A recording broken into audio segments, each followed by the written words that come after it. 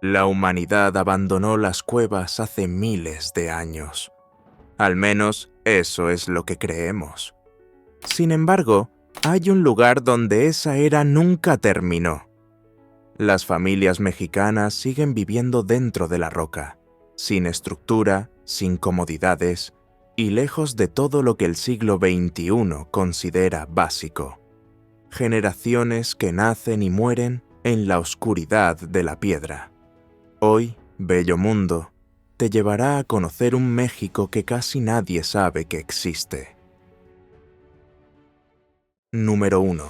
Ubicación y datos generales.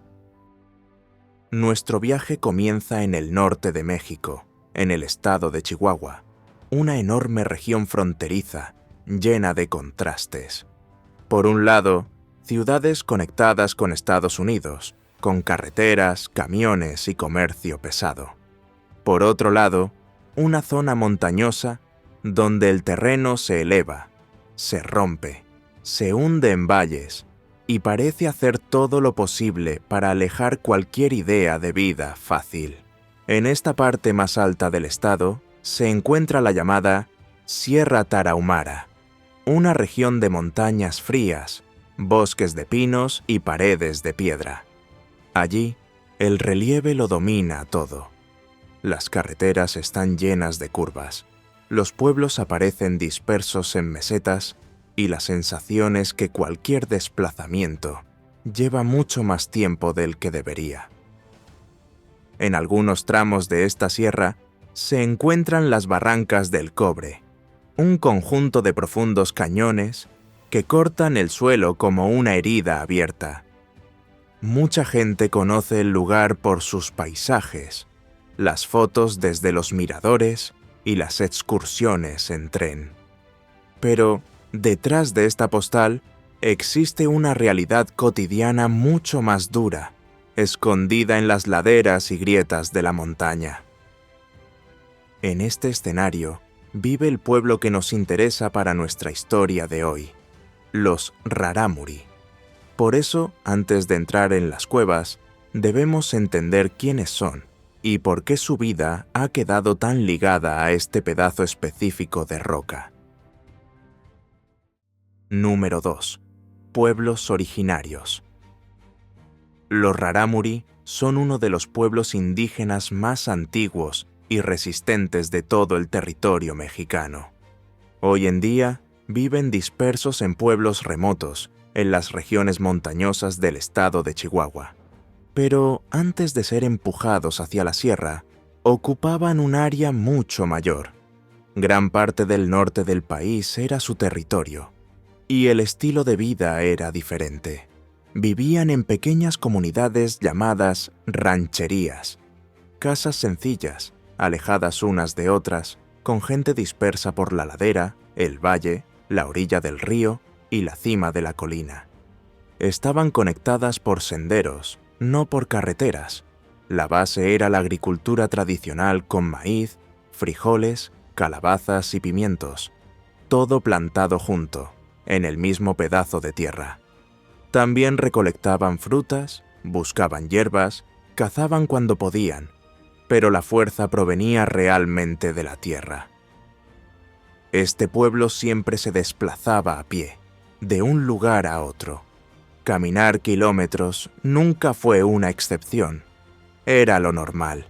Así visitaban a sus familiares, participaban en ceremonias y realizaban intercambios entre comunidades. No en vano, el propio nombre Rarámuri suele traducirse como los de pies ligeros. El cambio brutal llegó en el siglo XVI. Con la llegada de los españoles, llegaron las minas de plata, las misiones religiosas y el intento de reunir a los indígenas en pueblos controlados para trabajar para ellos y abandonar sus costumbres. La respuesta de mucha gente fue huir. Familias enteras se adentraron en las montañas, desaparecieron en los cañones y se escondieron donde los blancos no podían llegar fácilmente. Esta huida creó un nuevo mapa. Con el tiempo, la región de los Valles Bajos quedó en manos de los colonos, y los indígenas que resistieron fueron empujados cada vez más hacia el interior de las montañas. Así fue como este pueblo se hizo famoso por ocupar precisamente los lugares más duros, más fríos y más aislados de Chihuahua. Y eso ayuda a explicar por qué, siglos después, todavía hay familias que viven en cuevas. Cuando el mundo te empuja fuera de todo, lo único que puedes hacer es aferrarte a lo poco que queda. Y, en este caso, lo que quedó fue piedra y tradición. Número 3. Vida cotidiana, comidas y creencias. En la sierra, el día a día gira en torno a 3 cosas básicas: la comida, el clima y la comunidad. La alimentación es sencilla, pero tiene mucho significado. Se come lo que se cultiva, y lo que se come cuenta la historia de quienes viven allí. El maíz, las judías y la calabaza siguen siendo la base de casi todo lo que se cocina. De este maíz se obtiene el pinol, una harina tostada y molida, que se puede convertir en bebida, papilla o mezcla para acompañar largas caminatas. Ligero, resistente y nutritivo, el pinol acompaña a la gente de la sierra desde la infancia hasta la vejez. En momentos de fiesta o ceremonia, entra en escena el tesguino, una bebida fermentada también elaborada con maíz. No es solo para beber, es un símbolo de unión, compartido entre familias y vecinos como forma de celebrar, sellar acuerdos y mantener fuertes los lazos.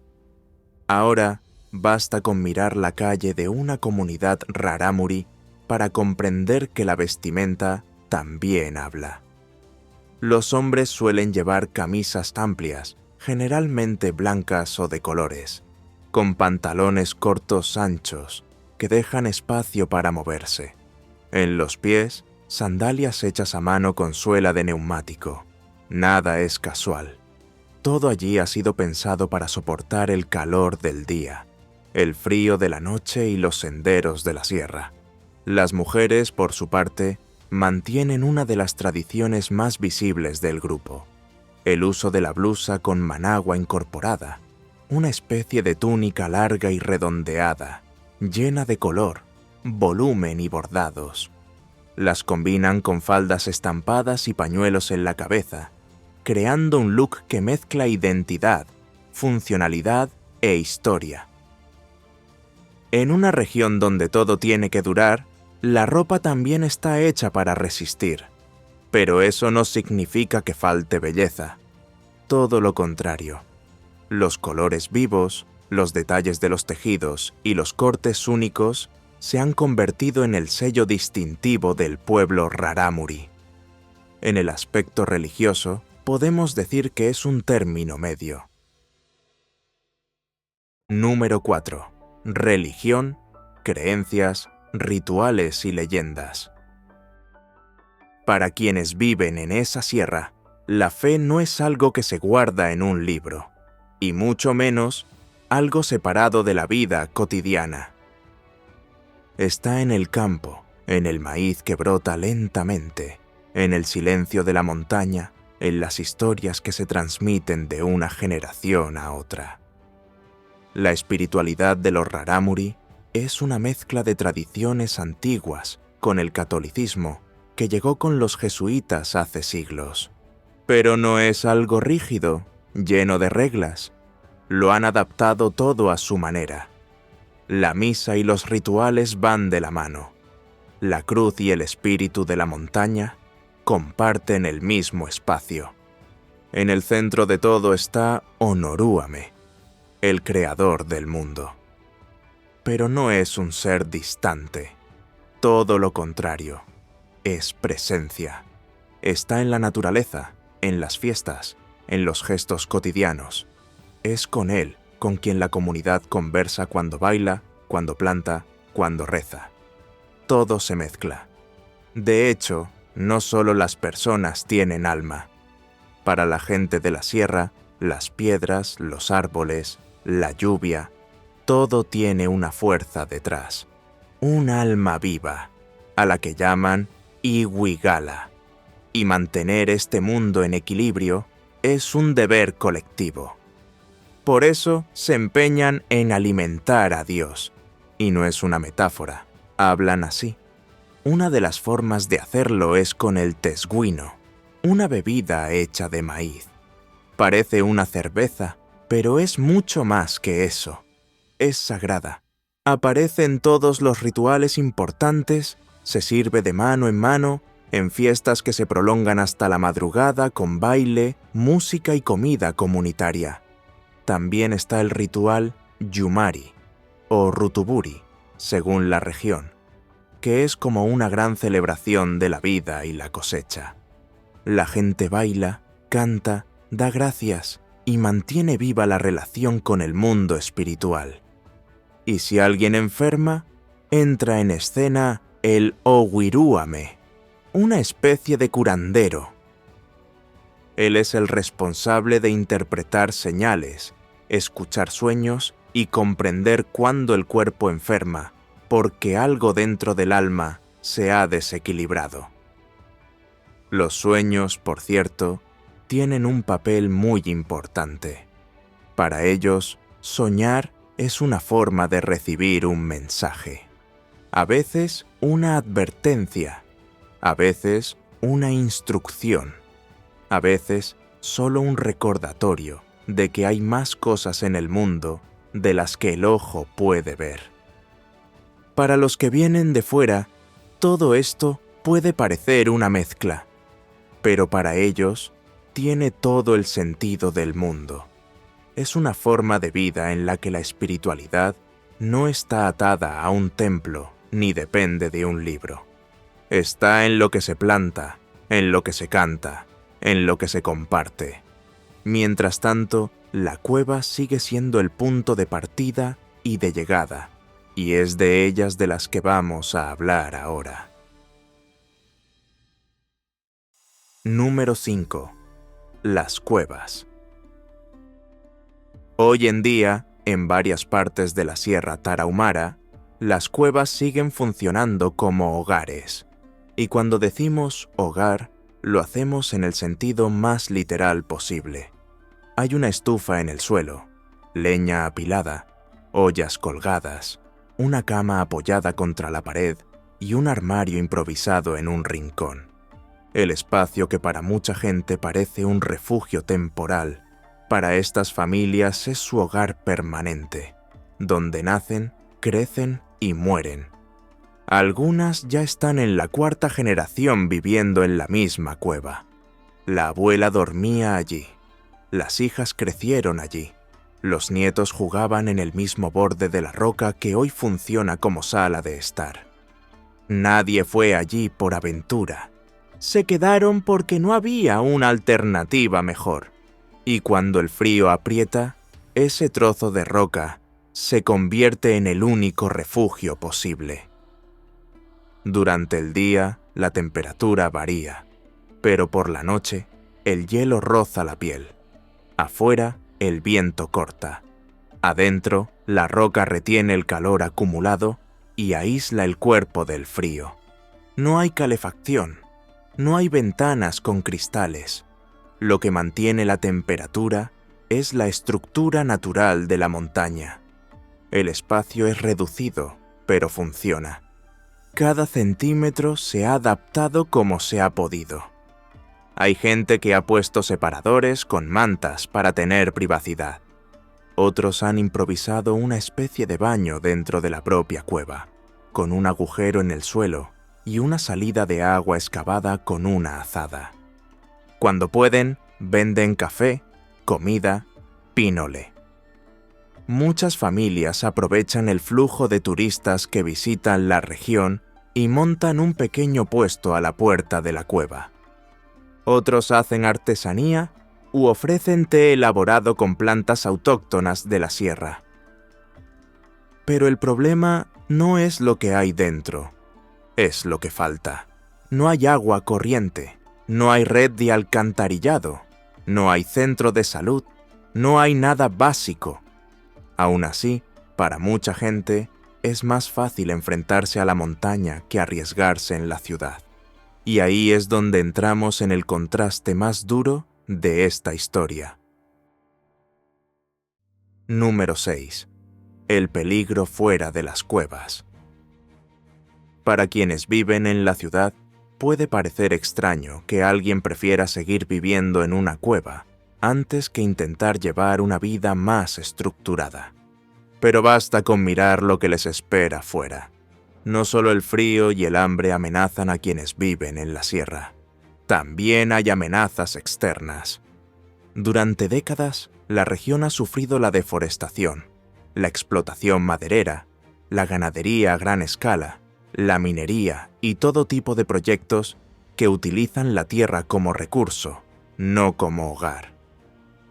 Varias investigaciones señalan cómo la invasión de ganaderos y empresas ha ido desgastando el territorio, reduciendo los bosques, disminuyendo el agua y haciendo cada vez más difícil la vida de las comunidades. Cuando el medio ambiente se empobrece, queda menos espacio para plantar, menos caza, menos agua limpia. Esto empuja a más gente a emigrar. Hombres y mujeres acaban yéndose a otras ciudades del mismo estado, o incluso a centros más grandes, en busca de trabajo, a menudo informal, sin protección, sin contrato, sin ninguna garantía. Y ahí es donde todo empeora.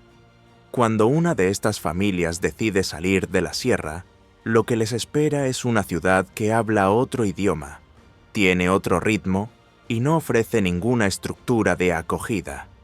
La mayoría llega sin documentos, sin estudios y sin ninguna referencia sobre cómo funcionan las cosas. No tienen familiares que los esperen, no tienen una red de apoyo, no tienen orientación. Lo único que les espera es mucho prejuicio. Ser indígena en México todavía significa, en muchos lugares, ser visto como mano de obra barata, gente sin estudios, sin preparación o sin valor. Los estudios sobre la desigualdad en el norte del país muestran que las comunidades indígenas tienen menos acceso a la educación, la salud y los ingresos que el resto de la población. Y esto no es casualidad. Es el resultado de décadas de políticas públicas a medias. Por eso, lo que les queda es el trabajo pesado. Eso cuando hay trabajo, y los salarios bajos. Y lo peor es que, incluso cuando consiguen un empleo, las condiciones para ellos son diferentes a las de los demás. Al convertirse en presas fáciles en busca de la supervivencia, son más propensos a enfrentarse a la explotación del patrón, a viviendas precarias y a dificultades incluso para entender cómo tomar un autobús o entrar en un hospital. Muchas personas terminan en la calle, pidiendo ayuda, vendiendo artesanías, comida o simplemente tratando de arreglárselas como pueden. En la práctica, la cuenta llega por ambos lados. Quienes se quedan en la sierra enfrentan la falta de atención médica, escuelas lejanas y dificultades para vender lo que producen. Quienes se van a la ciudad se enfrentan al racismo, los abusos, las viviendas precarias en los barrios periféricos y un choque con la realidad que aplasta cualquier ilusión de que en la ciudad todo mejora.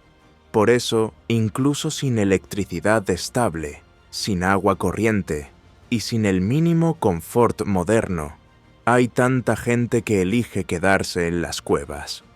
Porque allí, al menos, el territorio es conocido. Allí, las reglas son claras. Se habla la lengua de casa, se come lo que se sabe preparar y el frío, por muy duro que sea, es el mismo que soportaron los abuelos. Fuera de allí, lo que da miedo no es el futuro, es lo desconocido. Número 7. Turismo, tren y el riesgo de convertirse en atracción. Mientras la vida sigue siendo difícil para quienes viven allí, la región circundante se ha convertido en una famosa ruta turística. Hay un tren panorámico que cruza la sierra, fotos en el mirador con las barrancas del Cobre al fondo, un hotel con vistas al abismo, tirolinas sobre el cañón y paquetes turísticos que venden aventura en la montaña. En ciudades de apoyo como Creel, clasificadas como pueblo mágico, el contacto con esta gente se ha convertido en parte del itinerario.